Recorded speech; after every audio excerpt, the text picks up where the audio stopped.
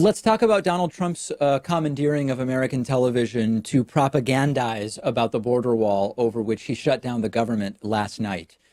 We will talk about the content of this address. I mentioned yesterday during a live stream that I did covering this and also earlier on yesterday's show that there are really kind of three issues here. Number one is there actually an undocumented immigration crisis? I laid out the case yesterday for why there is not. Secondly, if there were such an immigration crisis, would the wall that Donald Trump is proposing be the solution to that crisis? I explained why it would not.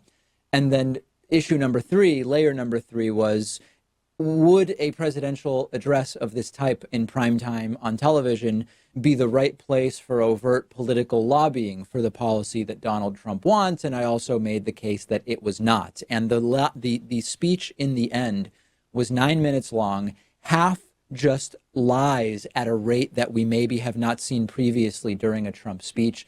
The other half just anecdotal appeals to emotion. And I'm not going to focus too much on those because I think our audience mostly understands that you don't make policy based on anecdotal appeals to emotion. But we should talk about the lies that were told because that actually is important. But the primary takeaway is this address never should have happened. It was purely political. It was a lobbying speech.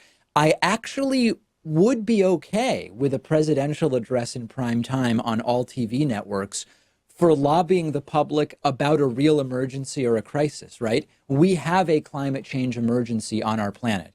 If we had a president say, I'm going to address the American people because of the crisis that is climate change and what we're doing to our planet, that would actually make sense because it's real.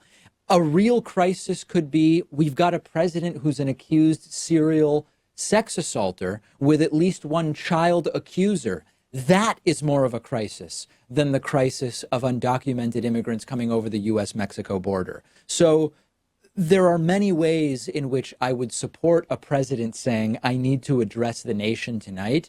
This is not one of them. And most of the lies that Trump told were told up front. I'll go through a few of them. I'm not going to play the 9-minute thing because it's only 9 minutes and it's very easy to find. I'll focus just on analyzing the lies that were told. Donald Trump called this, he sort of opened this thing yesterday, calling it a growing crisis. And as I've already outlined, it's not a crisis at all, but it's definitely not growing. There's no evidence that this is a growing problem. Border crossings are lower and lower and lower each year, dating all the way back to the year 2000. There has been an increase in the last few months, but that's mostly asylum seekers who are people going through the correct legal process to ask for asylum in the United States. Donald Trump said we don't have any way of returning people to where they came from quickly. Quickly is subjective, but we do have a mechanism for doing that. However, the fact that Trump has shut down government is actually what's slowing that process down, making it so that immigration hearings have slowed down to an absolute halt. Trump arguing that we are really hurt economically, that this is a strain on resources, undocumented immigrants. That does not appear to be true. Undocumented immigrants pay in to social welfare programs from which they will never get money back out. They are single-handedly holding on their backs and shoulders multiple industries which would collapse without them. And most importantly, Donald Trump made the case that economically undocumented immigration is hurting the United States because undocumented immigrants drive wages down. What is an amazing ruse about that is that it's the corporations who want to pay lower wages that are the ones benefiting from that. And it's an unbelievably brazen act of misplaced ire to be mad at the people coming here to work for a better life than the corporations that take advantage of them and choose to hire undocumented immigrants without being punished. If we started enforcing penalties on corporations that hire undocumented immigrants, you would solve an overwhelming majority of the problem. If corporations weren't known to hire undocumented immigrants, then you wouldn't have so many people getting jobs and looking for jobs. It would be a problem that in great part would fix itself. Then Trump talked about Americans are dying from drugs that are coming over the U.S.-Mexico border. Listen, it's true that Americans are dying from drugs, but that's not coming exclusively because of drugs coming over the U.S.-Mexico border. A lot of it is marijuana, first of all, which nobody is dying from. And secondly, according to the DEA, it's mostly being smuggled through ports of entry, not through the parts of the border which would be blocked with Trump's border wall. Okay, understand that. Most of the drugs coming into the United States from Mexico are coming hidden and smuggled in vehicles and on persons through the actual legitimate on the record ports of entry, meaning a wall wouldn't do anything about it. Donald Trump is saying that thousands of Americans are being killed by undocumented immigrants yearly. I was not able to find data that supports that, although I'm open to having my mind changed. Trump insisting that it's a humanitarian crisis. Well, just saying that doesn't actually make it so.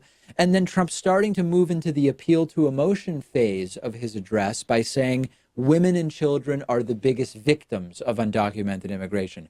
That is true, but women and children are always the biggest victims, period, all over the world from all sorts of circumstances. That doesn't justify a wall between the U.S. and Mexico, and it doesn't prove that we have an undocumented immigration crisis.